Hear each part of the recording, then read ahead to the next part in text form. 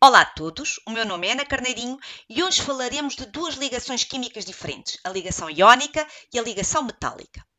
Em aula anterior falámos já na ligação covalente. Nesta ligação, há partilha de eletrões entre os átomos de forma a que cada um fique com um último nível eletrónico preenchido, ou seja, de forma a que todos os átomos envolvidos fiquem mais estáveis.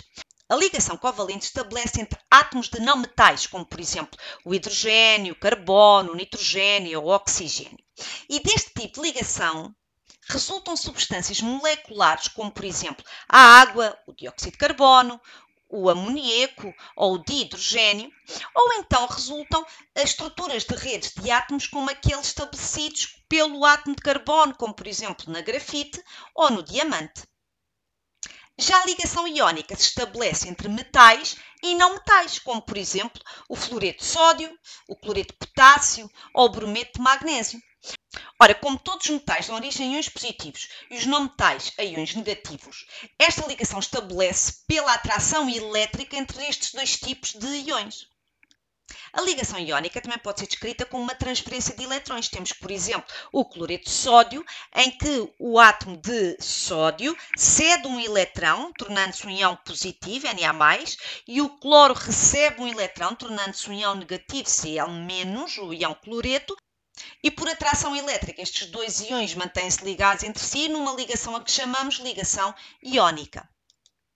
Como a ligação iónica é, no fundo, uma atração elétrica e a força elétrica é uma força muito forte, as substâncias iónicas serão sólidas, líquidas ou gasosas à temperatura ambiente.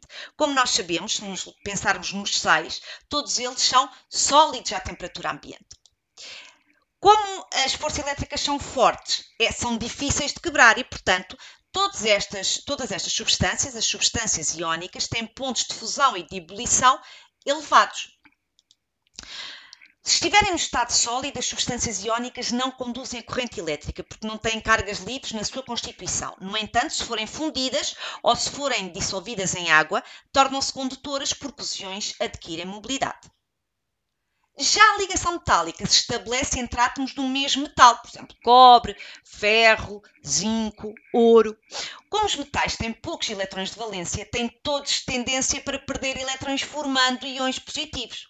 Como é que íons positivos se mantêm junto entre si?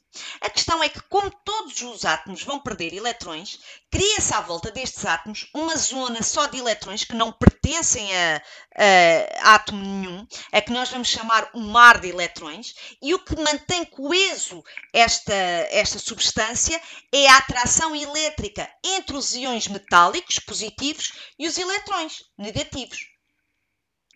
Uma vez que continuamos a falar de atração elétrica, a ligação metálica é também ela uma ligação forte e, portanto, os metais são maioritariamente sólidos à temperatura ambiente. Vimos já que uma exceção é o mercúrio, que é líquido à temperatura ambiente. Tendo muitos eletrões livres, serão bons ou maus condutores elétricos e térmicos? Serão bons condutores elétricos e térmicos. Outra característica dos metais é que, como os íons se podem deslocar em planos paralelos sem aumentar as forças repulsivas, uma vez que, ao contrário do que acontece com as substâncias iónicas, os eletrões vão ajustar a sua posição relativamente aos íons positivos, ao contrário das substâncias iónicas que são quebradiças, os metais são substâncias maleáveis. E temos aqui um exemplo em que se faz uma força na estrutura, os íons positivos vão deslocar-se e os eletrões vão também eles ajustar-se a esta nova posição de forma a manter a coesão da substância. Para terminar, deixo um cartoon que tenta representar a ligação covalente, em que dois átomos partilham eletrões. A ligação iónica, em que um átomo cede um eletrão ao outro.